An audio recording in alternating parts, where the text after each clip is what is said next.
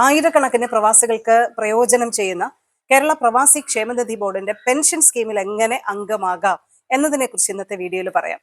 60 വയസ്സ് പൂർത്തിയായവർക്കും 5 വർഷത്തിലേറെ അംശാദായം അടച്ചവർക്കുമാണ് ഇതുമായി ബന്ധപ്പെട്ട പെൻഷൻ കിട്ടുക.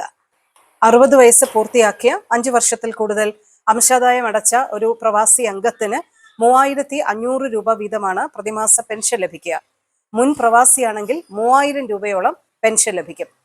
5 വർഷത്തിൽ കൂടുതൽ കാലം തുടർച്ചയായി അംശാദായം അടച്ചിട്ടുള്ള അംഗങ്ങൾക്ക് അവർ പൂർത്തിയാക്കിയ ഓരോ അംഗത്വ വർഷത്തിനും നിശ്ചയിച്ചിട്ടുള്ള മിനിമം പെൻഷൻ തുകയുടെ 3% തുല്യമായ തുക കൂടി അധിക പെൻഷനായി നൽകും. എന്നാൽ മൊത്തം പെൻഷൻ തുക മിനിമം പെൻഷൻ തുകയുടെ ഇരട്ടിയിൽ കൂടുകയുമില്ല. എങ്ങനെയാണ് കേരള പ്രവാസി ക്ഷേമനിധി ബോർഡിന്റെ പെൻഷൻ പദ്ധതിയിൽ അംഗത്വം എടുക്കുക എന്ന് ചോദിച്ചാൽ താരതമ്യേന ഈസി ആയിട്ട് ഓൺലൈൻ വഴി നമുക്കിതിന്റെ അംഗത്വം എടുക്കാം. www.register.pravasikerala.org എന്ന വെബ്സൈറ്റ് വഴി പ്രവാസികൾക്ക് അംഗത്വം എടുക്കാം. 18 മുതൽ 60 വയസ്സ് വരെയുള്ളവർക്കാണ് അപേക്ഷ സമർപ്പിക്കാൻ അർഹത. വെബ്സൈറ്റ് ലിങ്കിൽ കയറി ആവശ്യമായ രേഖകൾ സമർപ്പിച്ച് രജിസ്ട്രേഷൻ പൂർത്തിയാക്കാം. 200 രൂപയാണ് രജിസ്ട്രേഷൻ ഫീസ്.